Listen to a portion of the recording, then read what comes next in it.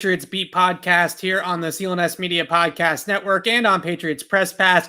It is the best day of the year. Our very first live mock draft show of the offseason. Alex and I are going to run through a 7-round Patriots mock draft right here over the next hour or so. Gonna let some people trickle in. So we're gonna talk about some things that have happened in the news over the last couple of days.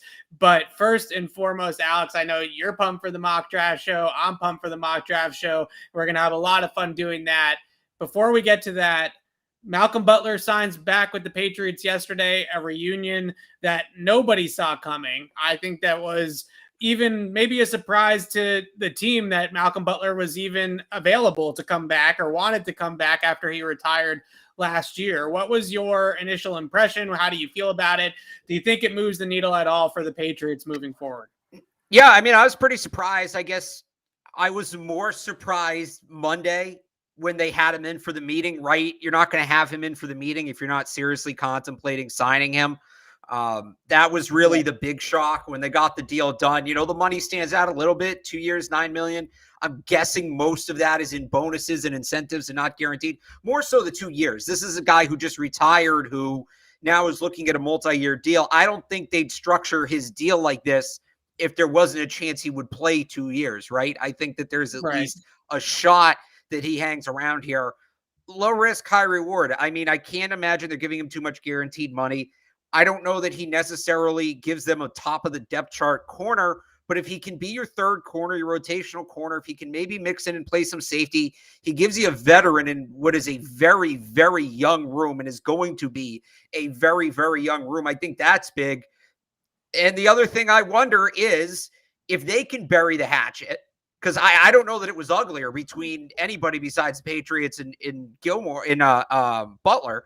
If they can bury the hatchet, and the Patriots bury the hatchet with Stephon Gilmore, because it sounds like the market's not out there that he was expecting. If he's going to have to come back on a 1-year prove-it deal, what better place to prove it than, you know, in the scheme with the coaching staff that he's proved it before. So, you know, if you're suddenly looking at hypothetically Gilmore, Butler, Mills, and a top 60 pick, it's not horrible. I don't know that it's better than what he had last year with J.C. Jackson, but that's something. Right. And then you had Devin on the back end, Jonathan Jones in the slot.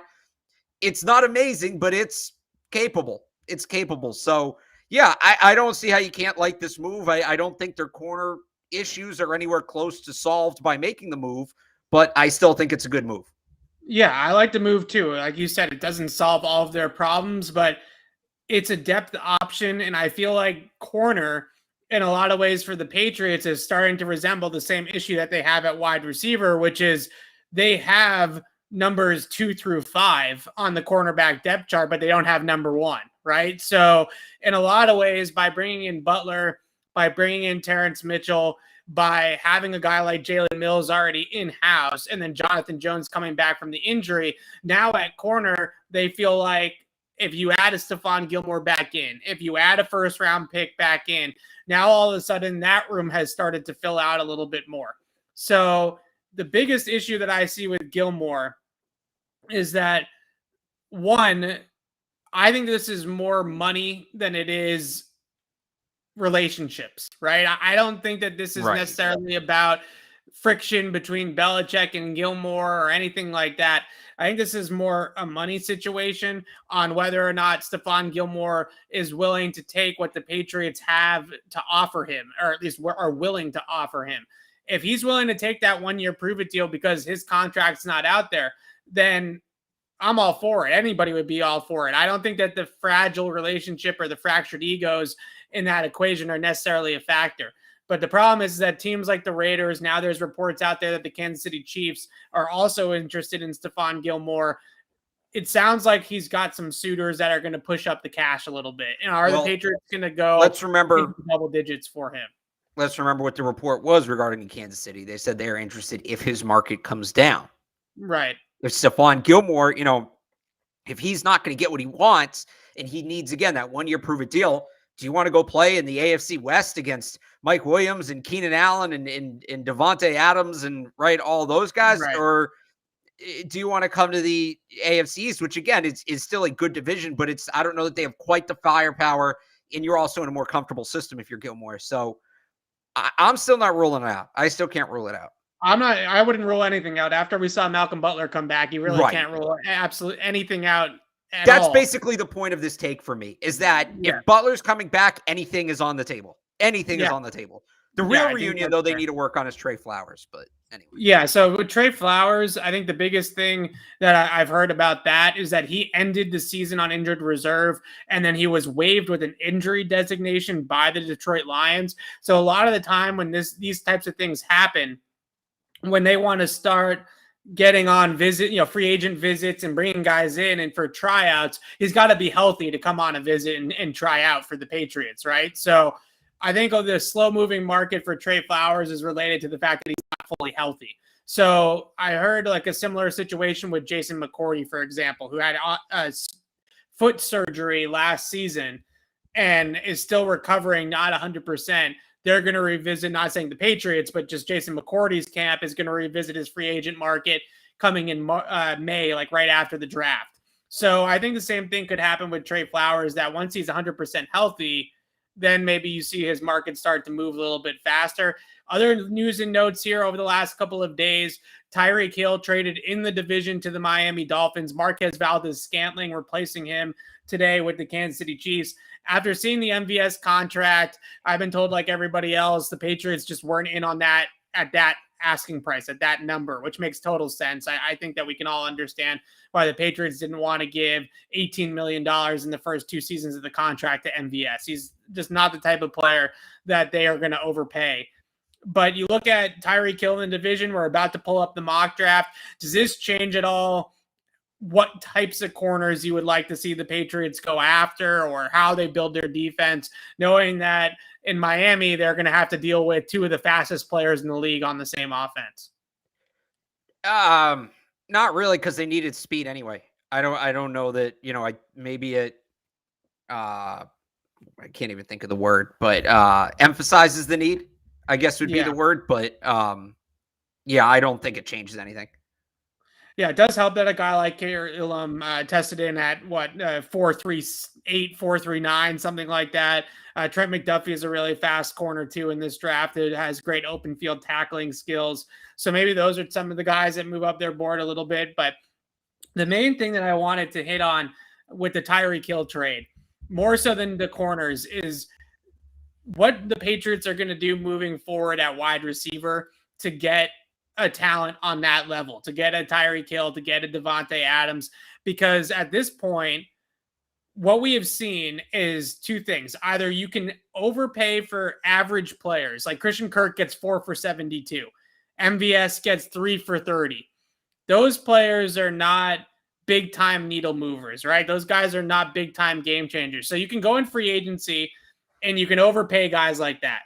Or you can give up 5 draft picks and make Tyreek Hill the richest man at the position in the entire history of the National Football League to get somebody like that.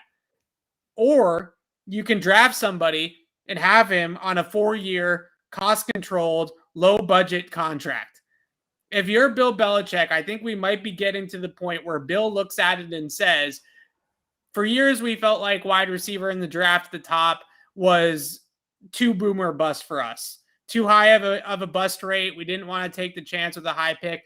Now it feels like the draft is where the value is at for wide receivers, because these contracts are getting absolutely nuts. And on top of that, to acquire the guys like Hill or Adams or these players that aren't moving in free agency, they're moving in the trade market, you have to give up a 1st-round pick this year, 2nd-round pick, and 3 picks next year to make it happen.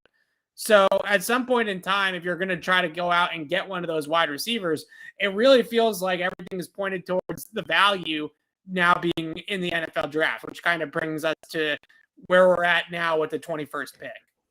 Yeah, I would agree with that. But, again, we've talked about this. It might be a big need, but it feels like it's a luxury need at this point. You still need a top-tier corner. Guard is still a need. I feel like the linebacker position, they've gotten closer. That's probably pushing luxury need at this point.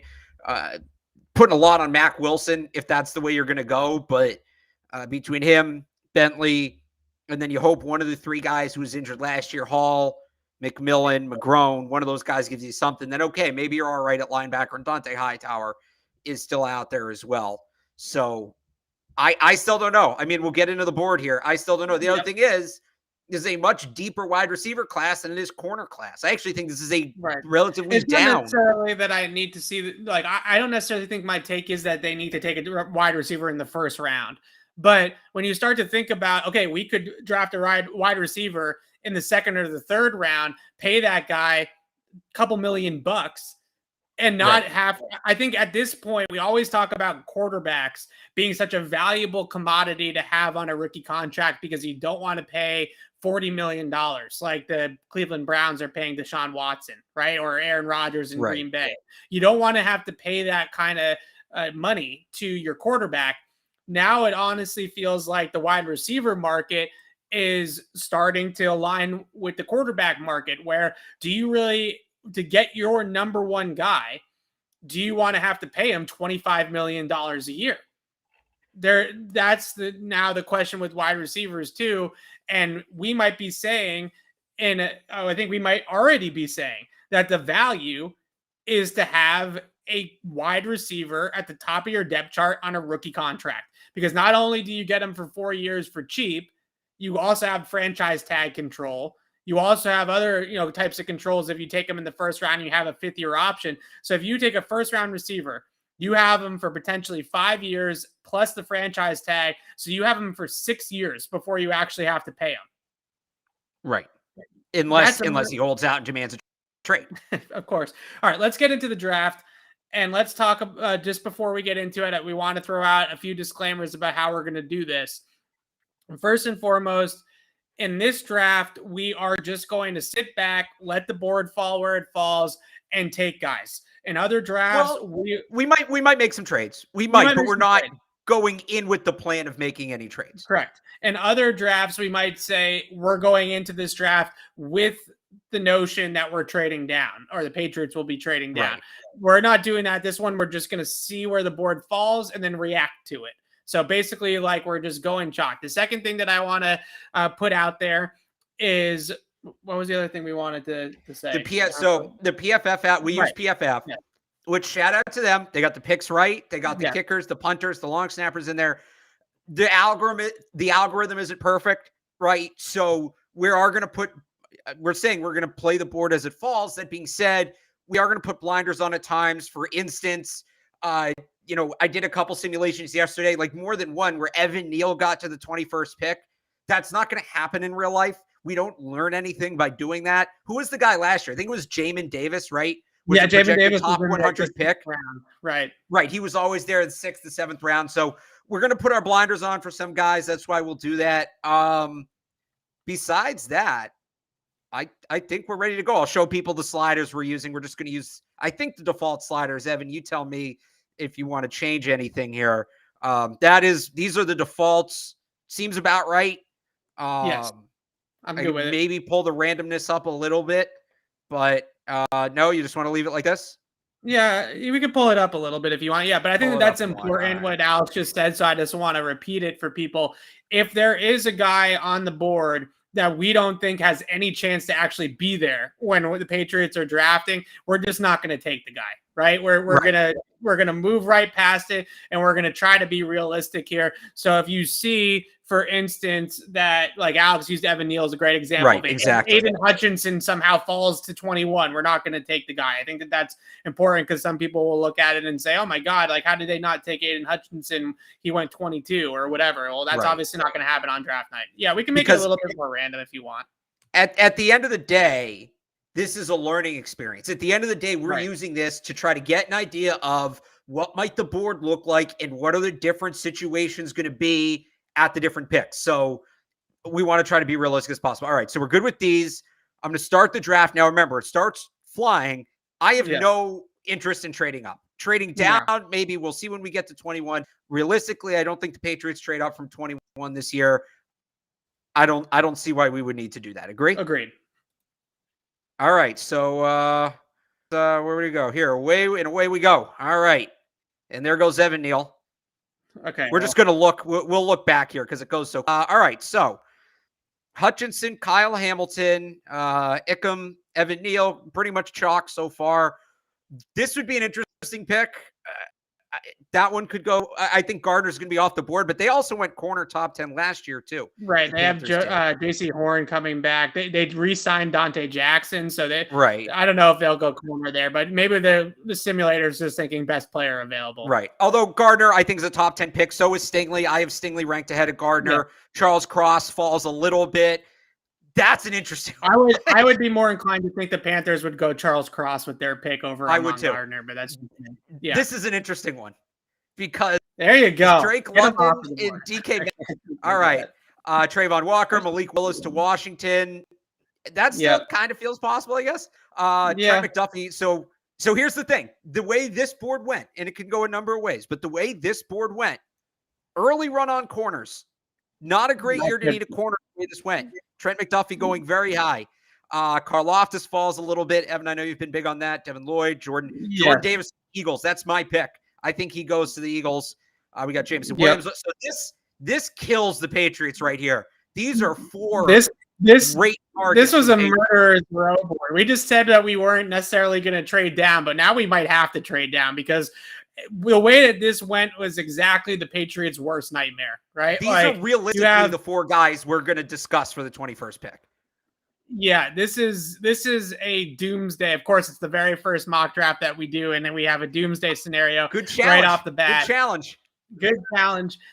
I think that let's talk about it though, because you just mentioned it. Jameson Williams, Trevor Penning, Booth, Olave. I think if they come away with it, and then Jordan Davis was at 15, right? So I mean, Jordan Davis, one of those Eagles picks, I think 16, 15, yeah. Yeah. So all of Garrett Wilson. So this is basically everybody that the Patriots might want to draft just went right off the board right before we could get to this pick. This is where you look at it. And then who went? And then Devin Lloyd went 14 is another one a lot of people like. Right. So this is where I sit back and I look at it and I say, if this is the way that it looks, they got to trade down. They absolutely have to trade down because the drop off now that we're at is substantial where the guy that they're going to get when they trade down, I don't think is going to be that much worse. Now, the problem that you have is that if you trade down too far, then for instance, if we go to like the cornerback filter. Well, do we want to look at the best on the board? Just lay it out. Sure. So I like Bernard. Raymond. Yeah. I'm okay on Raymond, but I think that I would much rather draft him later. Right. Linderbaum's an interesting one. I wonder if they would take Ojabo here and see it as a value pick. No, I think it's still too high because he's going to be out for the whole year. The guy that I think is interesting here, if they're going to go that position, obviously Elam we'll talk about too. Yeah. I do like Jermaine Johnson from Florida State for them a lot. He's a long, physical power end that plays that strong side edge position that Kyle Van Noy vacated. I threw this out there on Twitter the other day. Do you really think that Josh Uche and Ronnie Perkins are the Kyle Van Noy replacements? Like Uche on the strong side of the run play just does not spell Patriots for me. And the other problem, if anybody, it's Anthony Jennings. Yeah, and the other problem that I have with it is that if you're going to go lighter and put Uche out there, or if you're going to put a new guy like Ronnie Perkins, like it feels like Judon then has to move to the strong side, and then you're not allowing him to pin his ears back and try to get after the quarterback. So I wouldn't be surprised if somebody like Johnson's high on their board as somebody that can really set the edge and play the strong side the way that they want to play it. We obviously like Kaiir Elam. I love Devontae Wyatt, but that feels to me at this point in the draft more like a luxury pick than a necessity to draft another guy on the defensive line. Out of all the guys that are left on the board, I would say that Wyatt's the most talented. He's got the highest upside and probably the best all-around prospect that's still left. Let's look at some of the trades, though, because I think that that's ultimately where we're going to hit with this pick. So, but here's the thing, and this feels possible. There's a lot of teams that like these guys. There's a lot of teams that like the players that just went. We have no trade offers. So what that means in terms of the PFF thing is we're essentially not going to get as much back for this pick as we'd like. And that's kind of the same thing in real life. So the question is, how far down do we want to move, right? So if we look at it realistically, we like Raymond. We'll add Wyatt. We like Wyatt. we like Ojabo, we like Johnson, we like Elam. So that's 5 players, right? Yep. Do we still want a shot at one of those 5 guys? Are we fine moving beyond that? Right? Do we want to move back into do we want to stay in the first? Do we want to move all the way out of the first round into the second? The one I've been toying with, because there is such immense value in that first round pick. You earlier in the program, Evan, the 5th-year option. Well, if we go here, Detroit's already made a first round pick, and they have the 34th pick. So they may be okay giving this up. They may be okay, if we were to do that in a third. Right? Yeah, I thought about this early third. I thought about this equation a lot too. I feel like Detroit, I think if you trade back into the early second, you are starting to risk losing some of the guys that you probably want to make with that pick.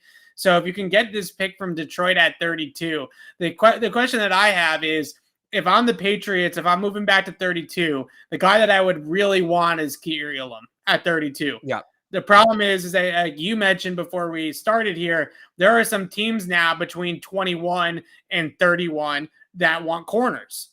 So you're going to have to get through some of these teams like KC, like Arizona, that have corners and or have a need at corner. So now I'm starting to be fearful, like, what's the next corner on the board if we don't take Elam and we trade down? Like, what are the next corners going to be on the board for us? I think there's a pretty big drop off here. Yeah, I don't know why Daxton Hill's here. He's a safety, but so they might think of him as more like a nickel. That might be why he's here. Daxton Hill's a really interesting prospect to me for them because he has some Devin McCourty in him where he can kind of wear whatever hat you need him to wear. He can play some corner, he can play down, he can play back, he can play slot. He's really a do-it-all type of matchup game plan chess piece type of DB. I don't really wouldn't call him a safety or a corner. He's a DB. He's an interesting player here too. He's not that pure outside guy, but I think between Daxton Hill and Kyler Gordon, if we trade down to 32 and accumulate another pick, I'd feel okay with coming away with either one of those guys. So here's the one other one I'd say. Chiefs are going to take a corner. Chiefs are probably going to take a corner. Do we think Elam could make 28 and we make the trade with the Packers? They need a wide receiver. There's actually some good wide receivers on the board here, and a guy in Treylon is probably a better fit for Green Bay than New England. Yeah, they may realistically give up a little more for this pick. Treylon Burks does make a lot of sense for them. They lost with Adams and with MVS. They lost some downfield ball winners, right? Like just guys that can just go out and posterize people down the field. So that would make a lot of sense, I think. Oh, I didn't realize they have the 22nd pick too, though, because they got that because they got that from the Raiders. So that would probably be good. That's probably where they end up taking Burks, I would think, at 22. So they're probably not looking to. No, not unless the Patriots can convince them that whoever. What's that? Would the Bucs maybe trade up? I've thought about trying to trade with that Bucs pick as well. Would they trade up for receiver? Maybe not, but maybe they. I mean, there's also they need an interior line, so maybe they trade up for a guy like Linderbaum here. Is still on the board, yeah. Yeah, but or D-line and they take Wyatt. I don't know. It's tough. I don't mind the Patriots getting left with a guy like Kyler Gordon or Dax Hill later on in this first round and risking losing Elam. You don't want to risk losing all of them, right? And I don't like any of the wide receivers that are left on the board at this point. Like, I'm not taking Treylon Burks for the Patriots in the first round. This is tough.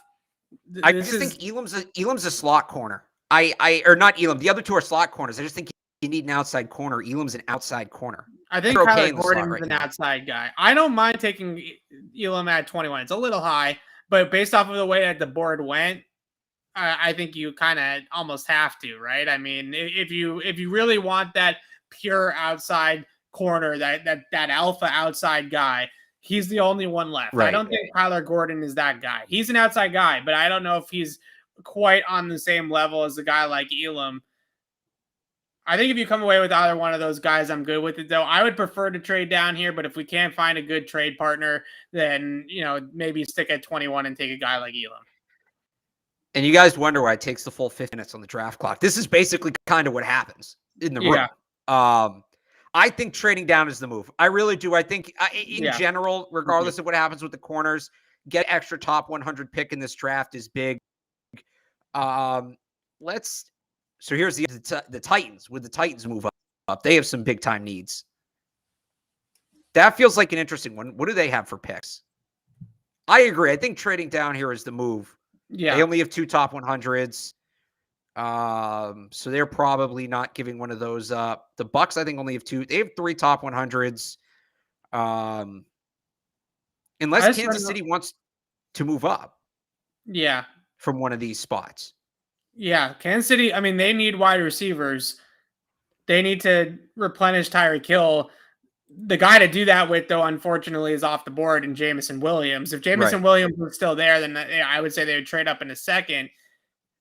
Do they trade up for a guy like Treylon Burks? Not really at all like what they've had in the past there. You know, they don't have the big guys on the outside. I guess like Sammy Watkins is probably the closest thing that they've ever had to that kind of big outside speed size type of receiver. Yeah, I don't know. I think it's the Lions. I think ultimately, realistically, the Lions. I think the way this. Yeah, I'm with you. I just think the way the board has fallen is not favorable. So I'm going to try to get this. It's a little like the Kyle Duggar trade. I want to throw in that extra 7th so we have some room to move around if we need it. Let's see if they'll go for this. And they did. All right, cool. All right, so we're moving on down. Oh, man. They got us. They got us by 2 picks. That's okay, though. I think that there's – and Green Bay took Dax Hill, too. So here at 32, I think the pick has to be Kyler Gordon. I just don't think that you can risk losing did we lose Kyler Gordon, too? We might have. No, I don't think so. I'll go find him. Unless, I mean, we could trade down again and get one of the depth corners. Kyler Gordon, this feels early. This feels very early. You think? I think he's right here. I think he's end of first round, early second. You have guys like Zion. I guess we can double up on these guys. Yeah. I just think that I'm really nervous about drafting a guy like McCrary. Like measurables aren't everything to me, but when you have short arms and he's not just short arms, he's just a small guy. Like he's like a little bit bigger than. But isn't that true about Gordon too? No, Gordon's got size. Like Gordon's checks the measurables boxes. He didn't run Patriot size. I'm saying, like he's not. 6 feet. I mean, he's not. No, he's not. I think he might be, but he's not huge. He's not Jawan Williams, but I think he's got good size. I liked his outside corner tape. I thought it was solid. He doesn't move as fast as his teammate McDuffie, but he can play the outside more productively. Like he's the type of guy that I could see being able to match up against X's, right? Which is kind of what they need. They'll figure it out with the Z's and John Jones and doubling him out or bracketing them inside.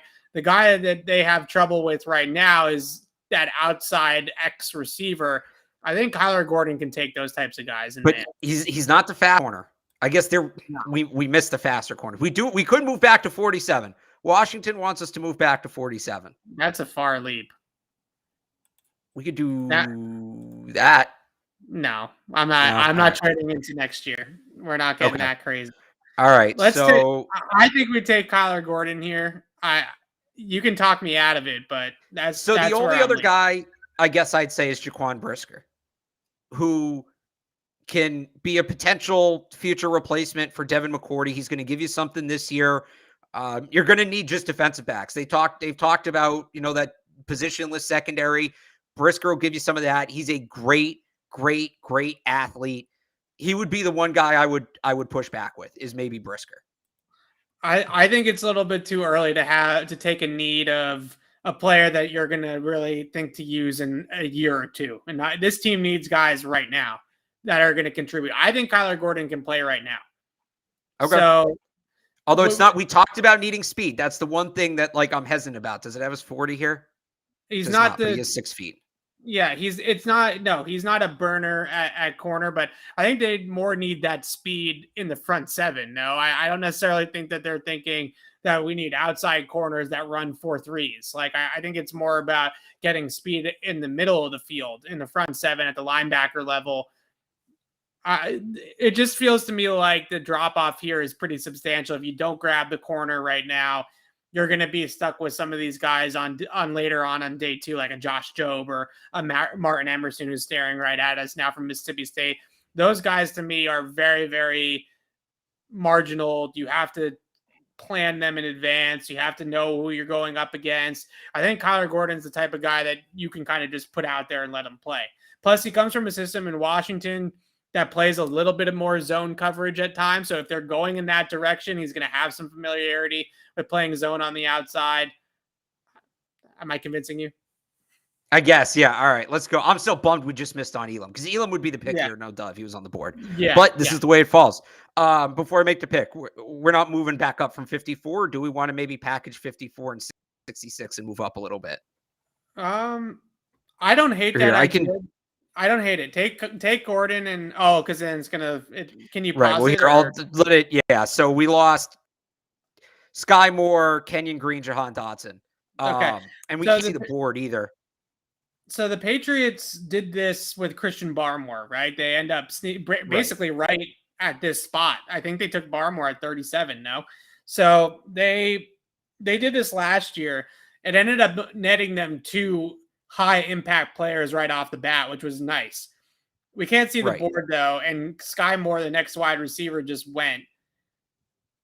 So I think the wide receiver and Dotson went too. So I think the wide receivers that are left are like Christian Watson. They're not trading up for John Mechie, right? They'll wait and have him fall. Not here. I personally would love for them to get aggressive with a guy like Christian Watson. I know that's the type of guy that they've busted on in the past, right? Like that's the size, speed, athletic freak, combine tester.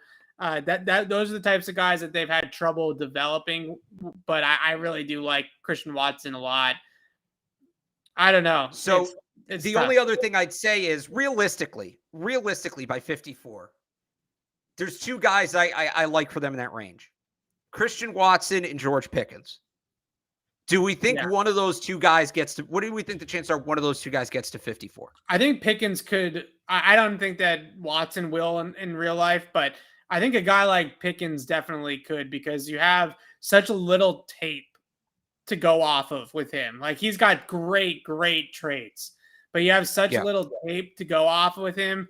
It's a risky pick in the top 50 to take a guy that you're really basing off of a couple of games of really good production. The rest of it is all projection. But I know that they like Pickens. I think that they're going to like that's Christian Watson this early versus Pickens at 54. The value would obviously be Pickens. So I think then we let it run. I think then we just let it run. All right. Let's see. There goes Pickens.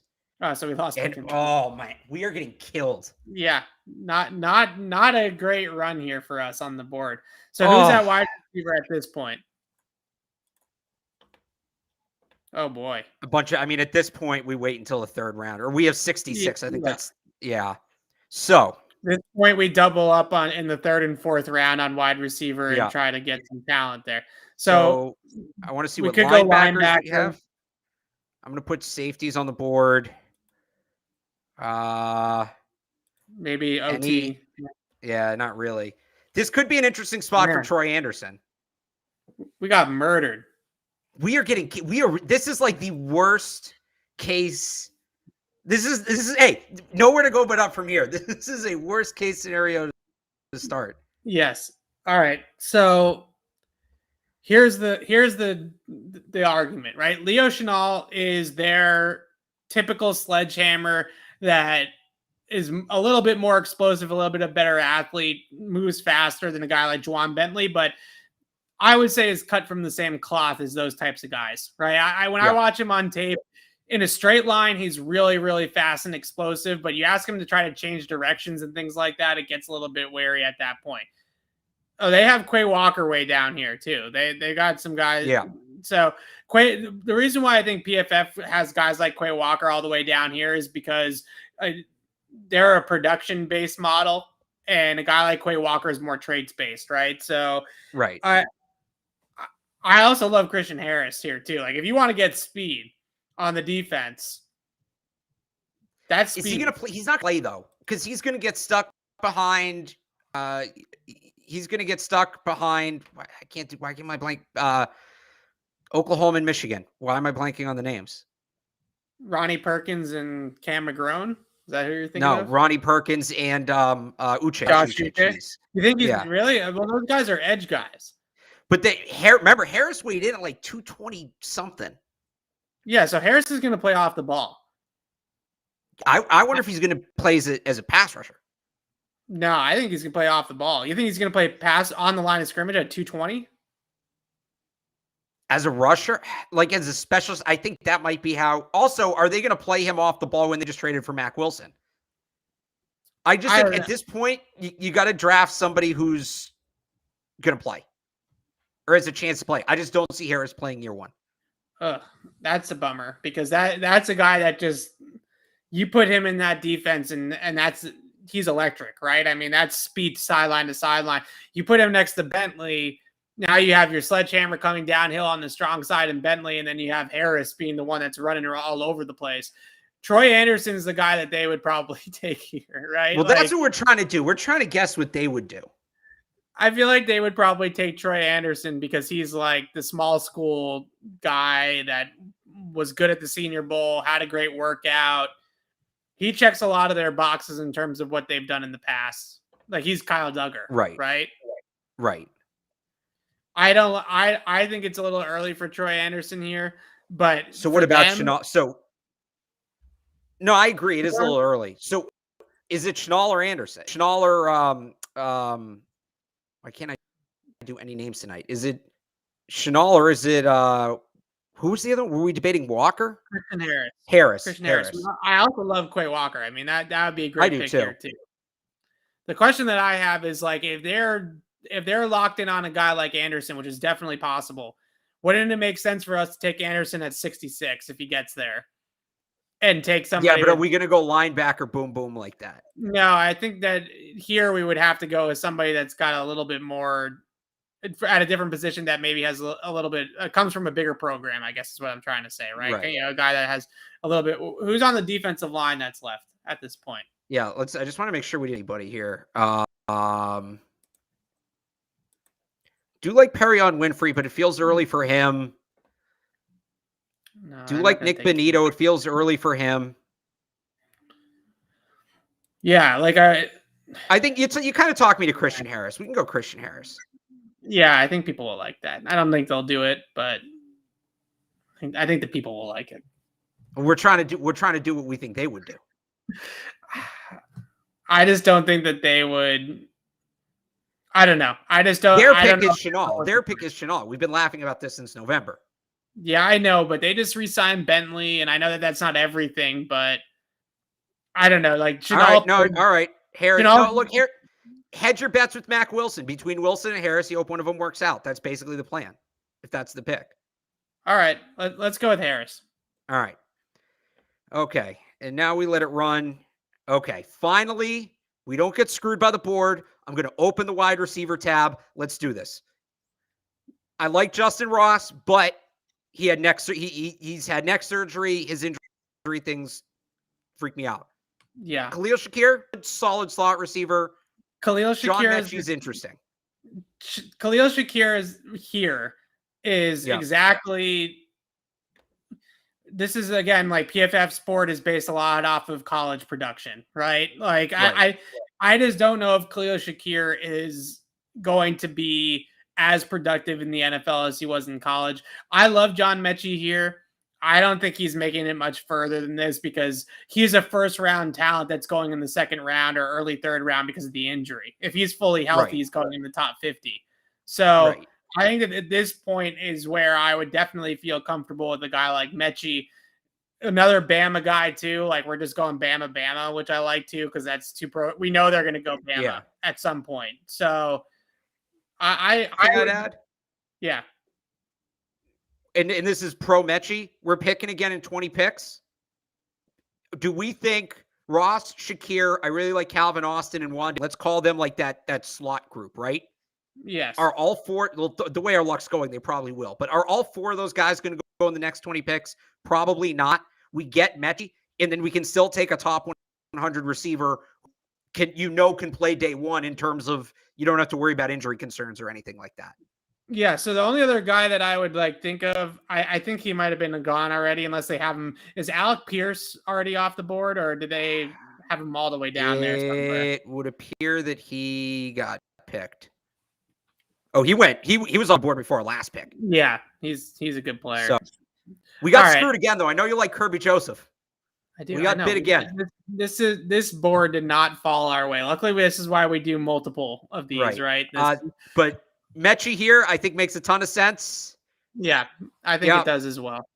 All right, let's do it. So the thing is, we do have some picks. We can move up.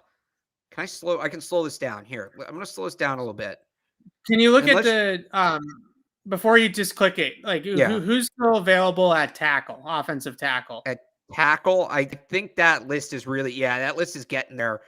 Sailors plus a guard. I like Petit Frere, but it's too early.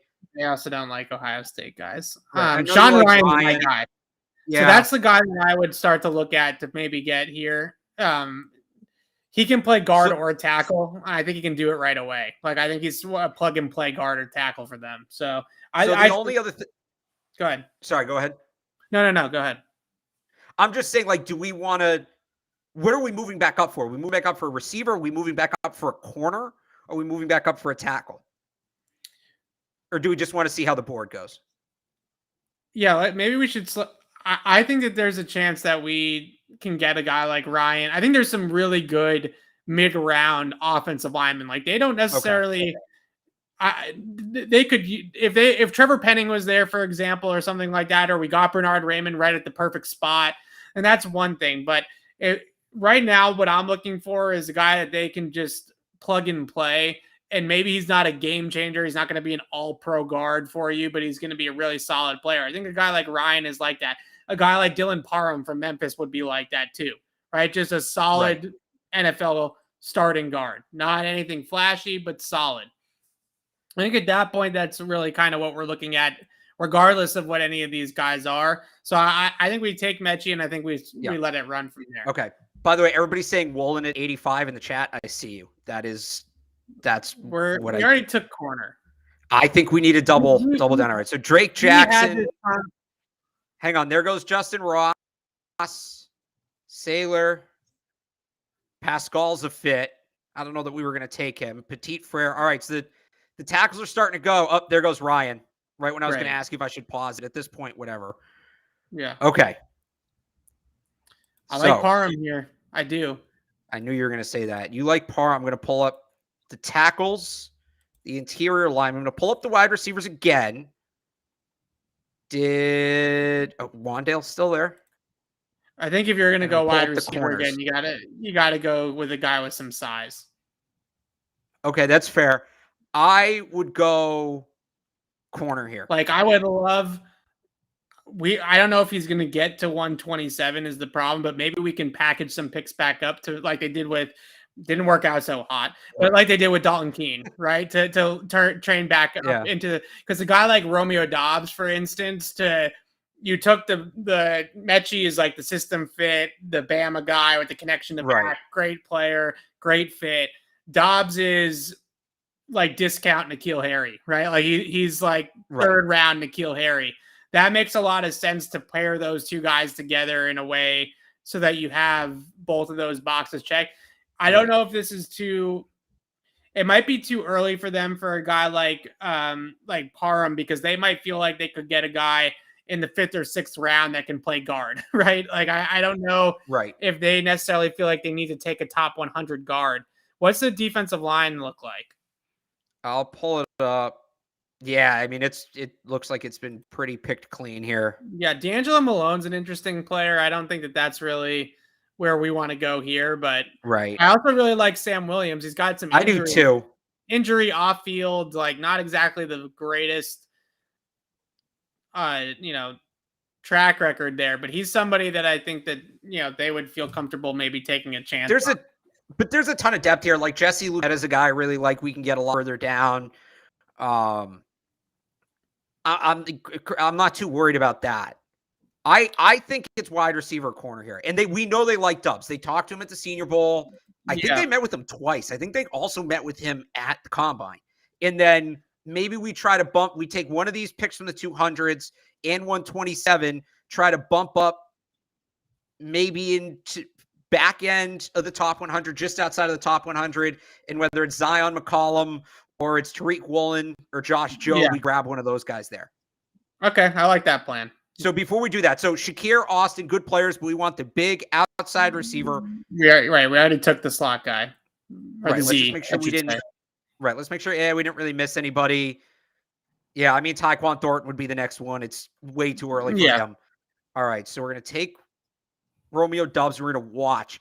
I think once one of those corners goes off the board, Woolen or McCollum, once one goes off the board, we move up and take the next one. Okay. Because I'm good with either one. I don't know how you feel. I'm good with either one. Yeah, I'm good with it. So Romeo Doubs. Now let's watch. And one of them's going to go right here. Nope. Wandale. There goes Calvin Austin. They don't know about Carson Strong to Tennessee is interesting. There goes Tyreek Woolen. All right. So let's see. Does this get it done? Man, I think of what rounds those are. That's a 6th round pick, 210. This is Zion McCollum here is early, but they do that. Small school if they guy. Like the guy, yeah. Yeah, they don't care, right? I mean, this is very Patriots to take a guy like Zion McCollum here, who I like a lot. Really good press man tape, but I don't think a lot of other teams would take Zion McCollum here. I mean, that would be.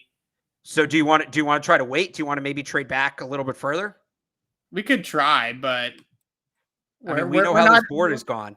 We're not on a great run right now, you know. I mean, we keep on losing. We were like, oh, let's just wait, and then we lose everybody. So this would be. I'm just pulling this up on the trade chart. The other question is like, would they also kind of like a guy like Josh Jobe, you know? That's true. Josh Jobe is there too, so we can wait. If we can wait one more corner, basically. Yeah, let's try to wait a little bit.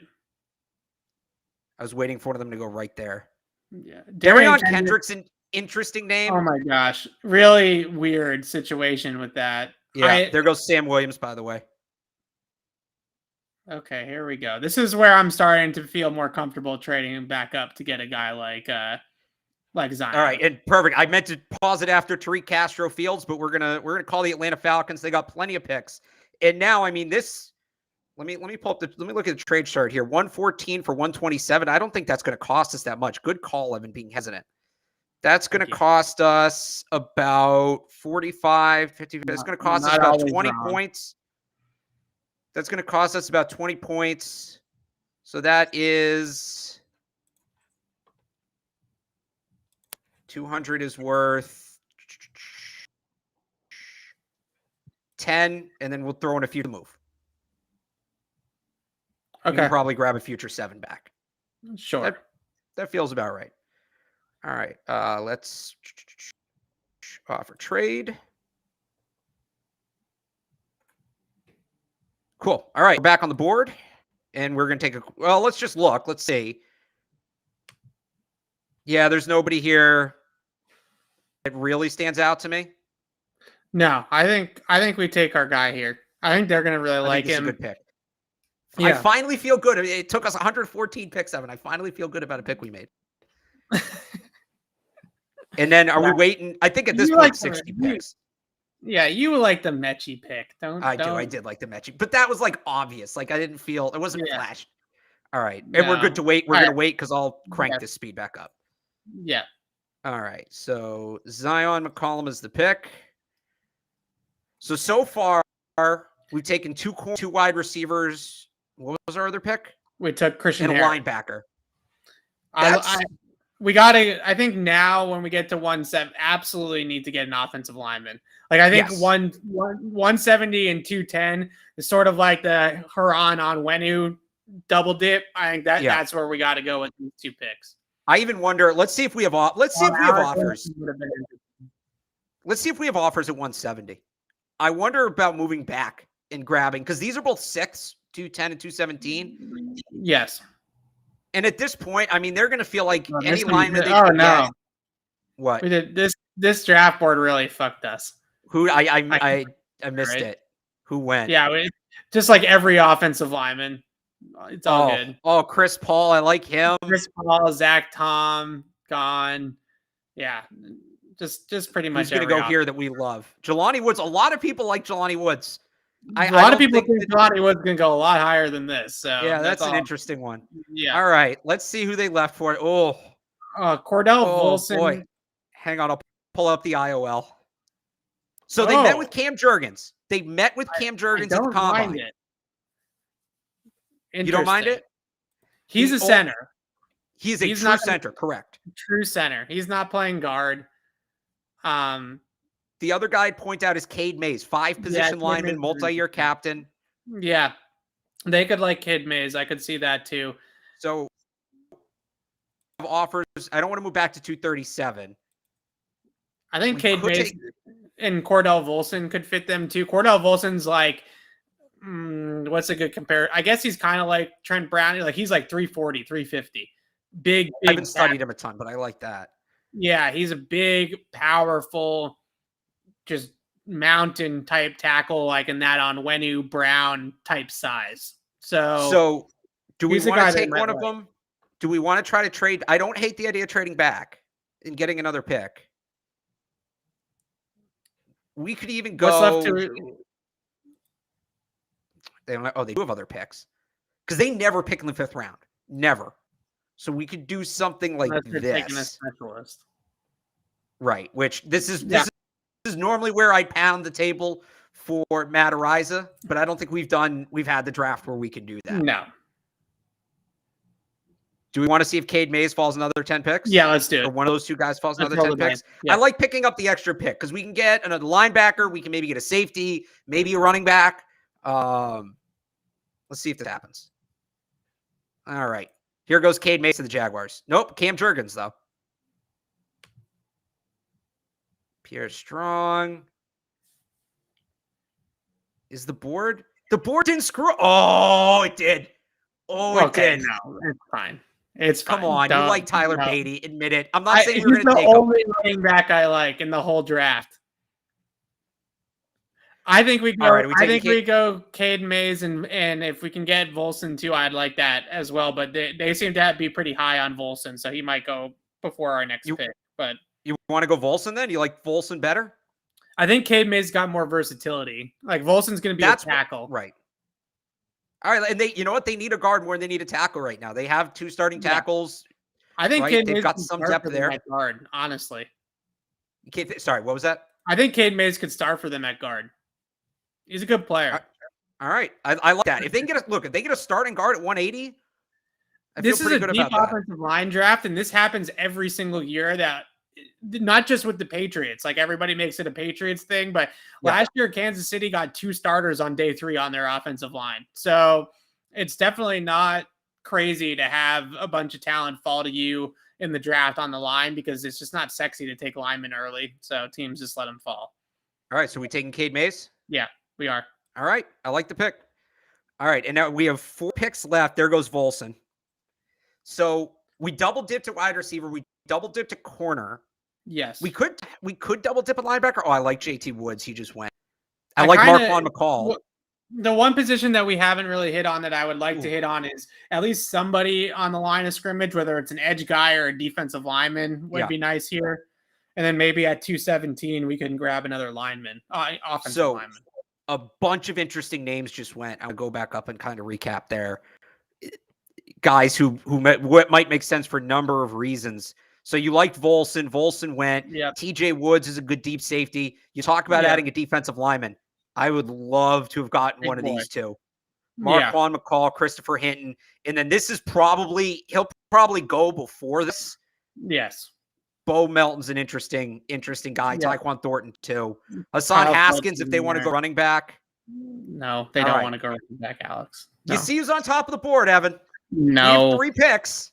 We did not have top of the board. We did not have a good enough draft to draft the punter. If we had gotten to, Olave at 21, I would have told you to take your damn punter. But okay, so let's see who's here.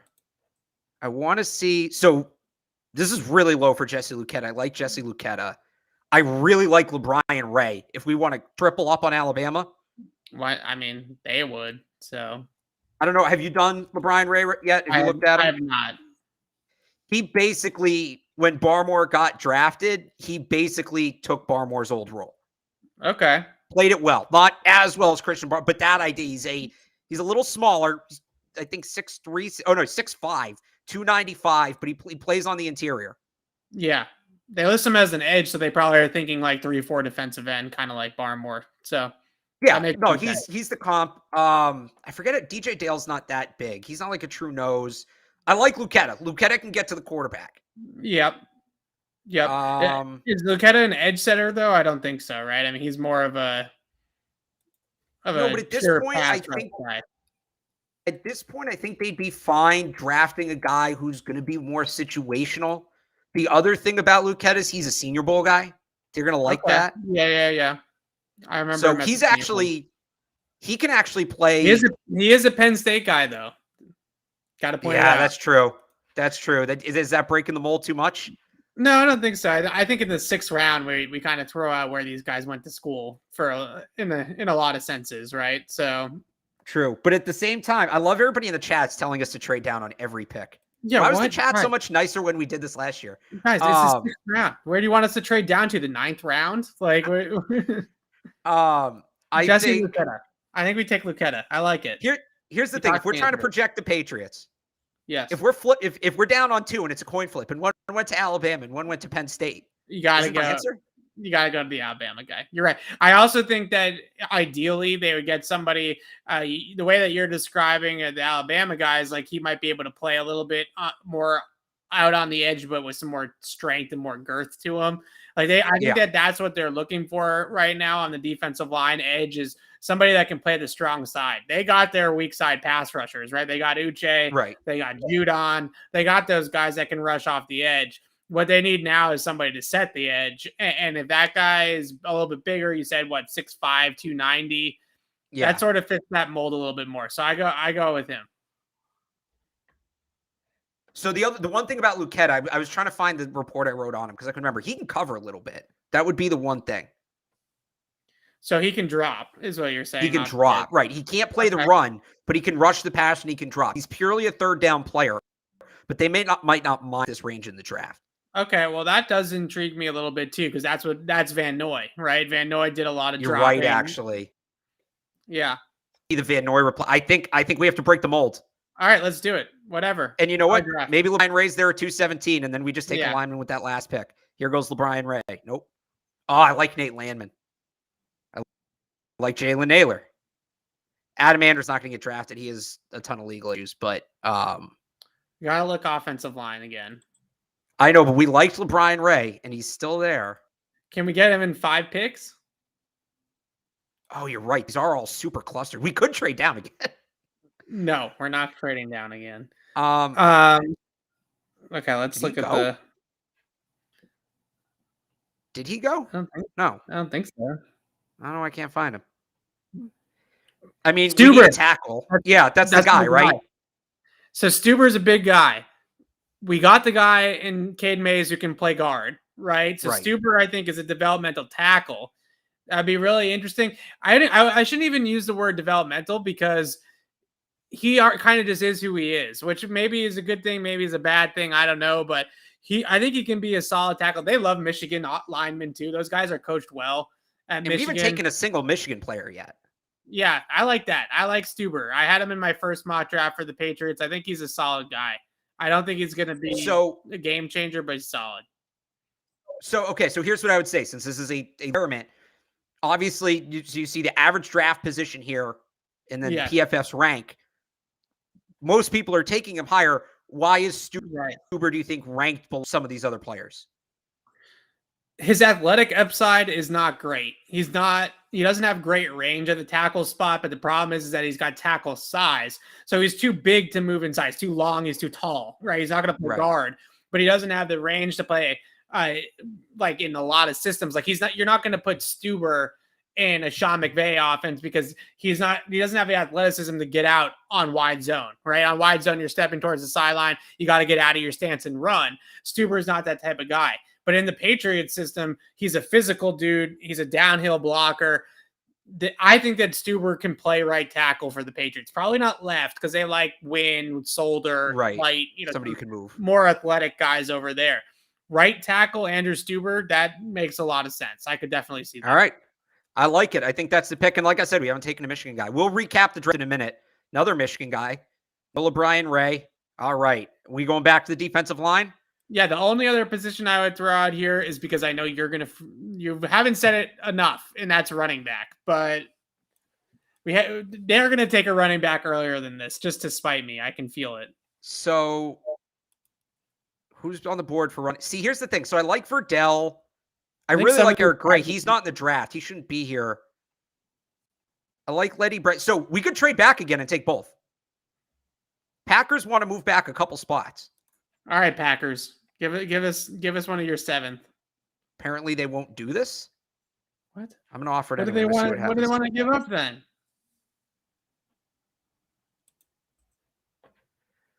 We did get that future 7th from Atlanta. Oh my gosh. Now it's lopsided. What do they want from us? What the hell is going on?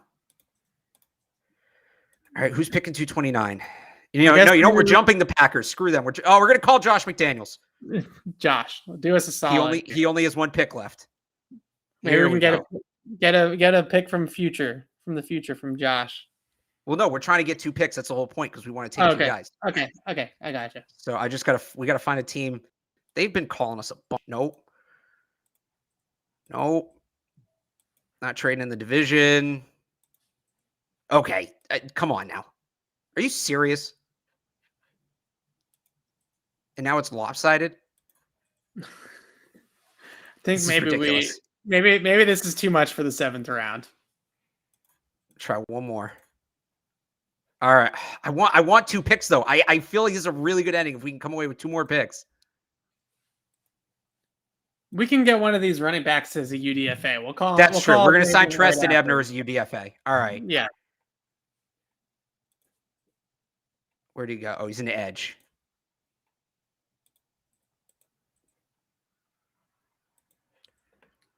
Yeah, we are doing some serious business in the 7th, Chris. No stone unturned. You know what? Yeah, no. You know what? We're doing business in the 7th. I'm going to make this work. Just force it at this point. That's what I'm going to do, yeah. Or we'll see. Maybe the owner won't veto it. Maybe, come on, Kraft. Let us pull a trigger. Hey, there we go. Shout out Bobby Kraft. All right. And now both guys we wanted are going to go. Up DJ Dale. All right. I got scared there for a second.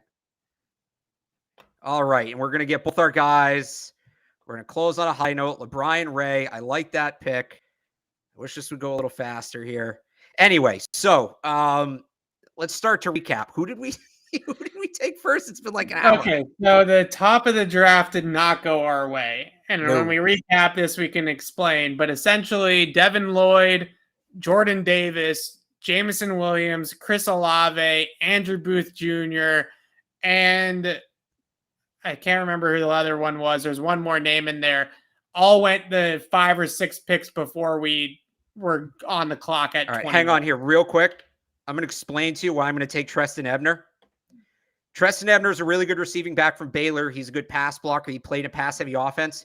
He is a 2-time Big 12 defensive, big 2-time D12. It's been a long draft. 2-time Big 12 Special Teams Player of the Year as a kick and punt returner. This is your Gunnar Olszewski replacement, and he can potentially become a pass-catching running back. All right, I like it. So I know some people like I know some people like Letty Brown. He had an awful combine. Again, I think he actually went Eric Gray from Oklahoma, but he's not in the draft. I really like this guy too. Isaiah Pacheco. He is kind of Deion Lewis-esque, but he's not a pass. He's not a pass. He was the one that ran fast at the combine, right? Rutgers guy. He had a really good combine. He had a really good game against Michigan this year. This is our UDFA back here. We're going to draft Treston Ebner, and then we're going to sign Isaiah Pacheco as a UDFA. All right, and now we're done. We've traded enough. We made a ton of picks. Yeah, we made a lot of gross amount of picks. We made a lot of trades. Everybody telling us to trade down more. How many times do you want us to trade down? We trade down like 4 times. All right. So do you want to pull this down and I'll get this as a PDF? I can't. You can only control it. You can't just take down the screen share? Oh, I can take it down. Yeah. Oh, there we go. All right. I got it. All right. I thought you meant like scroll through the picks. Yeah.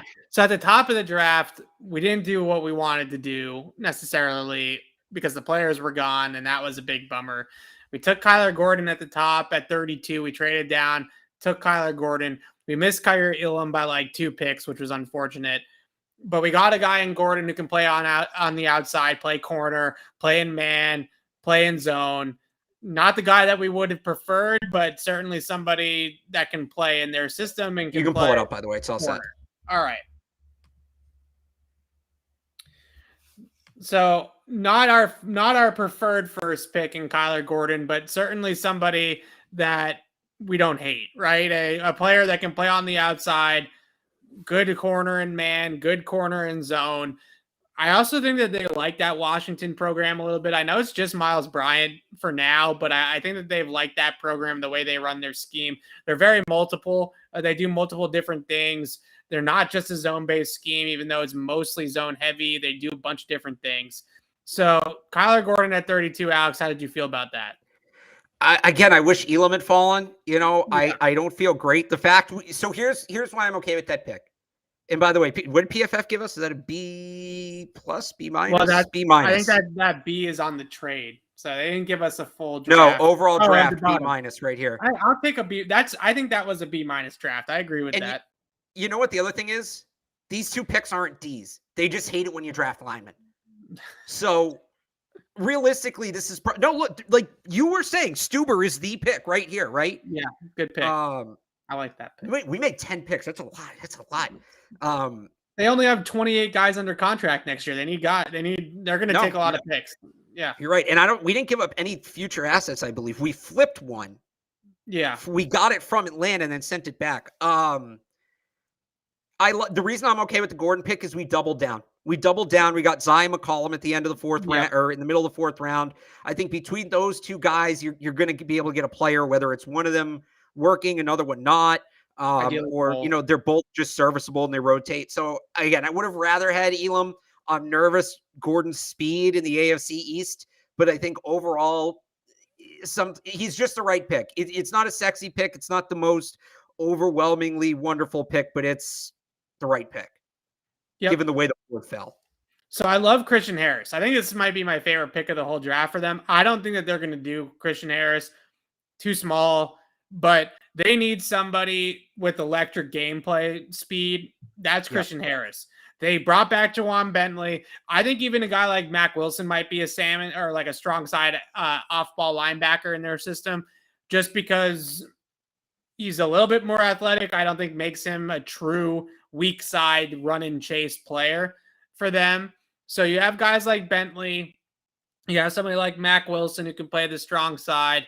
And then now you have a guy in Christian Harris who can just go out there and go sideline to sideline with anybody, chase the mobile quarterbacks. You want to draft somebody that can maybe give you a chance to stop a guy like Josh Allen. I think Christian Harris might be that guy, right? Yeah. He's one of those guys that can really get after the quarterback and close in a hurry.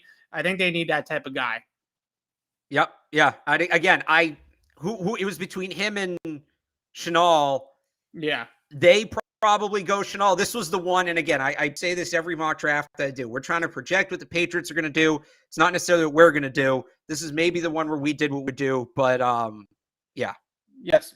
John Mechie, Romeo Dobbs. What I love most about this wide receiver double dip is you have 2 very different skill sets, right? This reminds me, and again, hopefully it works out way, way better this time around. But in 2013, when they took Dobson and Josh Boyce, that was sort of the idea, right? You took one smaller, faster, shiftier, better, more complete route runner in Boyce, and then you took the big outside guy in Dobson.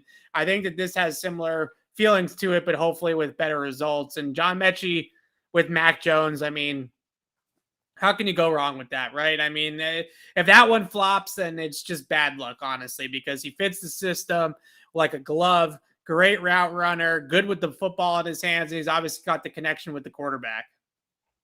Yeah, that one, I mean, again, to get a player, that's their value pick. You're getting a guy who's a first round pick later than you should because of an injury. He has experience already with Mac Jones, and it sounds like Right. he may be ready sooner rather than later. So, Yeah.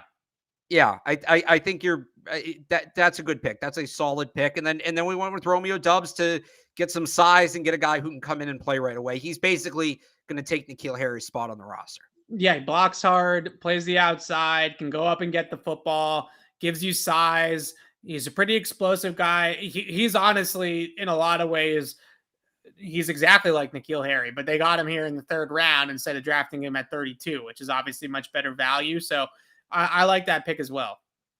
Yeah. Yeah. And then what, we traded down again, or was it? No, that was a trade up, right? We moved up to get, because the corners were flying off the board. And so Zion McCollum, he kind of popped onto the scene at the combine. He had a great combine, big corner, plays primarily press man at Sam Houston State. They won the national championship at FCS this year. He's totally their kind of guy. He's totally their kind of corner. He's a total fit. Will he be ready day 3? Great 3-cone. Will he be ready day 1? That's kind of the big question, but they need corners in the long term, not just the short term. Even if Malcolm Butler works out, he's 32 years old, right? Right. So Zion McCollum, here's how I feel. Kyler Gordon, high floor, low ceiling, right? He's going to come in. He's going to give you what he gives you. He'll be serviceable, maybe number 2 corner. Zion McCollum might be nothing. He might also turn into a top 5 corner in the league with their coaching, the way things have gone historically, the way they worked with guys like what's going to happen. Tyler Gordon's going to be the bust, and Zion McCollum's going to be a star. Yeah, exactly. So that's you have to. The first corner they draft is going to be a bust. So we had to draft a second corner to make sure they get a good one. That's Zion McCollum. Yeah, I like Zion McCollum a lot. That one reminds me a lot of Kyle Duggar, right? Or later than Kyle Duggar, but same idea of he went to the combine. Did he go to the Senior Bowl, or maybe it was Duggar was Senior Bowl guy? Yeah. Oh, yeah. Did McCollum? Yeah. McCollum's Senior Bowl guy. Yeah. Yeah. So real quick, looking at this list. Yeah. Doubs, McCollum, Mays, Lucetta, Stuber are all Senior Bowl guys. I don't remember if Ebner is or not. I don't think he is. So Christian Harris was also supposed to go to the Senior Bowl. I think he pulled out. It doesn't get about half the draft is Senior Bowl guys, which is about right. What we want. Yeah. Yeah.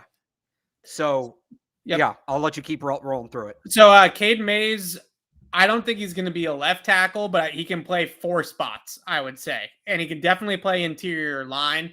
I actually think that that's a guy that's going to end up being a really solid player for them if they take somebody like Cade Mays. He's a well-rounded. You don't see a lot of guys at the college level. The problem with the college level is a lot of these guys' technique is super raw and all over the place. I think Cade Mays can play within himself already. And that's good. Versatility, plays multiple spots. I think he can play either guard spot. He's already further along than some other guys. Battle tested. You go to Tennessee, you play interior line or on the line in the SEC. You're going to face some dudes, right? I mean, you're not going up against guys that are going to be salesmen after their football careers are over. So Cade Mays, I like that pick too. Lucetta's your type of guy, Alex. That's one that you know more about than me. Yeah, so he's, potential Kavin or replacement. He's a guy who's really just going to play on 3rd downs, on passing downs. You're not going to put him on the field against the run, but that's okay. If we took him in the 3rd or 4th round, it might be a reach, but did we get him? We got him in the 6th, right? Yeah. We got him in the 6th. We got him outside the top 200. That's probably a little low for him, but sometimes guys like that fall. Scheme-specific, situation-specific players. In the 6th round, getting a guy who can play on passing downs, who can both get after the quarterback and contribute in coverage, they'll find a role for him. That's a low investment for a guy who's going to give you ideally about 30% snap rate, 25 to 30% snap rate, and contribute on key downs. So I like that pick. That's a good, solid, low risk pick for a player who, this is what they do. This is what they've always made their money on. If you can do one thing really well, they'll figure out how to maximize it and give you a role. Jesse Lucetta can play really well on passing downs. They're going to figure out a role for him and maximize. He can probably play some special teams too.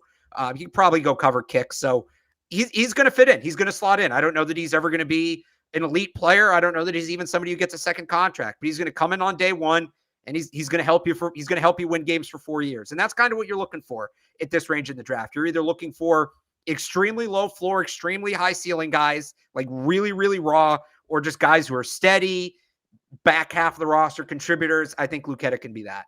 So I know that we didn't take it early, but that edge outside linebacker hybrid spot that Van Noy's played, that Ninkovich has played, that to me is a low-key need that nobody's talking about because we all kind of expected Ronnie Perkins or Josh Uche to just step right in. If one of those guys was ready to step right in, then I feel like maybe not with Perkins because his last year was just his first year, but I still have not seen the consistency from Uche to assume that he's going to be a full-time regular starter, right? So Sure. They need some more guys there at that spot, unless they're going to plan on bringing Van Noy back after the draft for half the price or something like that. They need somebody that can play that spot. It's a tough spot to play. There's a lot of responsibility. And the one thing I hear about Lucetta is that he's a smart kid that understands a lot of the different concepts and roles and stuff like that. And that's a hard position to play. You have to be able to understand things both from the inside, the outside, off the line, on the line. You are kind of like a hybrid player. So you got a bunch of different hats that you need to wear. Stuber. Yeah, this is your guy now. Love this kid. Big, physical, basically your prototypical Patriots right tackle, right? A guy that's going to come in 320, 325, not a great athlete, but if you're going to put him in a power downhill run game like the Patriots have and just have him come off the ball and smash heads, I think that's exactly what Stuber is going to do. I think he has potential to start down the road for the Patriots at right tackle, which is what they need. They need somebody behind Trent Brown. And then you also have that ability, I think, with Stuber. You pair him with Mike Onwenu on the right side. That's going to be some physicality. Those two guys are going to be able to bring it on the run game. They like Michigan linemen. They're coached well. They're seasoned. They're experienced against good edge rush talent in terms of tackles down there. I think that's a good pick as well. And then these two guys are more in your wheelhouse, Alex. Yeah, LeBron Ray, he's the guy from Alabama who basically stepped in to Christian Barmore's role when Barmore was drafted. Didn't play it, it wasn't Barmore, but he held up well. Just kind of another three-position defensive lineman for them. He can play on the edge. He can play on the interior. They tend to like those guys. Again, at this point in the draft, you're adding depth. He's not necessarily somebody who's going to come in and play 50% of the snaps on day one, but is a good add. And then again, I really like Treston Ebner. Great kick returner, excellent kick returner. So, and punt returner, you fill that need right away with Gunnar Olszewski out the door. And then he maybe has a chance to contribute in the passing game when you get into year 2, year 3, a potential James White replacement. Evan, he's a guy you should do research on. He's projected to be a UDFA, but the special teams background, 2-time special teams player of the year, I could see them making sure they land him and not letting him get to the UDFA market. So we grab him. I think that was like the 4th to last pick in the draft, right? Yeah. We ended up taking via trade. So that's how we ended up with him. All right, so there you have it. Hopefully there are some players that we talked about tonight that the Patriots might eventually take in the draft in April. Not the perfect draft that we were hoping for. Didn't start well out of the gate, but I still feel like we got some players that can contribute, and that would be good players. Like, I definitely think guys that maybe not even Kyler Gordon, but somebody like Christian Harris and John Mechie, I think are going to be big-time players for the Patriots if they end up coming to New England. And if you are upset about us taking Christian Harris and you have been in our chat or in our replies for the past 6 months, all of you are lying because you've all been telling us that they need speed at linebacker. We took one of the fastest linebackers in the draft. So that's something to hang your hat on. We wish that we could have done a little bit better with that first pick, but Kyler Gordon, I think, is going to be a productive NFL player. So all in all, I think B- is exactly where we were at with this draft. I think that's a pretty fair assessment. This was not we knocked it out of the ballpark, A+ draft, but I also don't think we completely flunked here either, Alex. You know what? This is a very typical Patriots draft in that I think we did much better outside of the top 100. I think we might have panicked a little bit. I think we might have reached a little bit in the top 100, but starting with that Zion McCollum pick, those are all players that are going to come here and contribute one way or the other. Maybe not a ton, but they're all going to come here. They're going to play roles. They're going to help you win games. So not that the top 4 guys won't, but I just feel like we really got in a rhythm later on. And yeah, that's kind of the Patriots drafts the last couple of years.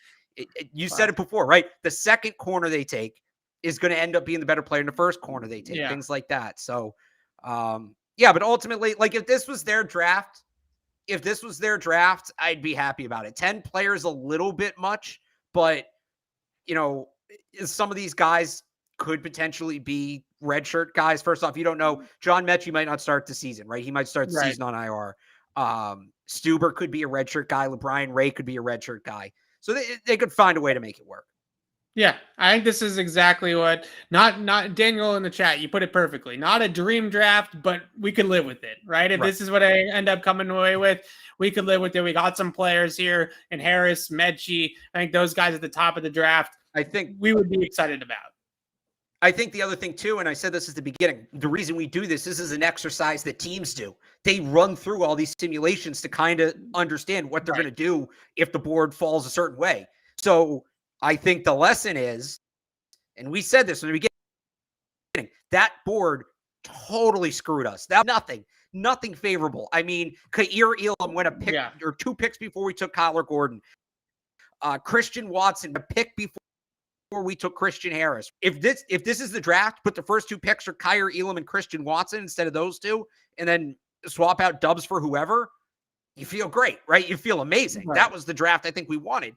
But for the board to go the way it did and to get this, I think we learned, first of all, I think we learned a lot, which is the whole point of this. It's a learning experience. And we had fun along the way. And we had fun along the way. But I think the nice thing is that, the board destroyed us. We still came out okay. There's building blocks here. I don't know that we got the day one impact player you'd be looking for, but John Mechie's that guy if he's not coming off a torn ACL. I think Christian Harris could be that guy. Christian Harris could be. To me, it's more of a usage thing. That's more on them. And I think Zion McCollum in a year or 2 could be that kind of impact player. So we didn't get the impact player day one, but I think we got some potential impact players. And then again, to go back to some of the guys later in the draft, some guys that will come on and contribute in, supporting roles, Mays, Lucetta Stuber, that run right there feels very them. That run right there, I think we really channeled our inner Bill and said, who are guys that are going to play, they're going to have a 40% usage rate on their side of the ball, a 70% usage rate on special teams, and they're just going to be out there week in and week out. Those are those guys. You need those guys to win. You don't want that to be your whole roster, but you need those guys to win. Well, on that note, don't blast us too much, but we'll put it on Twitter and we'll let the now we see what Twitter thinks. And have the replies go nuts. Alex and I will continue to monitor the Patriots news. If anything big breaking happens, we'll be back before Tuesday. But right now, the plan is to basically go back to Tuesday, Thursday. Thursdays will be our mock draft shows. Tuesdays will be more of our news and resets and talk some positions in the draft too, and do some deep dives into different position groupings and things like that as we get closer to the draft. But at this point, I think we can I hope we can safely say, because I'm about to say it, that we can kind of turn our attention to the draft and not really focus so much on the Patriots making a huge swing in free agency. So we'll talk a lot of draft over the next couple of weeks. And as I just mentioned, Thursdays will now turn into our mock draft days. So from here until the draft, every Thursday, we'll do one of these mock drafts. Hopefully the top of the draft goes a little bit better than tonight did, but we hope that we continue to have be able to do these, and we're excited to do them. And some people in the chat said, the real treasure was the friends we made along the way. And that's absolutely true. And we had a lot of fun with this. I will say, I think next week, let's lock it in. I think next week we're picking at 21. Yeah, we got to take somebody at 21. There's nobody to take. I mean, we could have taken Devontae Wyatt. Like, that was probably the one guy we probably reached on Elam. But I think, like we said, we're going to put, this was just free for all. We're going to put qualifications on different drafts as we go. I'm saying it right now. Next week, it doesn't matter how the board goes. 40 players could go ahead of us. We're picking at 21. We're picking at 21. All right. So until Tuesday, signing off for Alex Barth, I'm Evan Lazar. Thanks for watching, everybody, and we'll see you next week.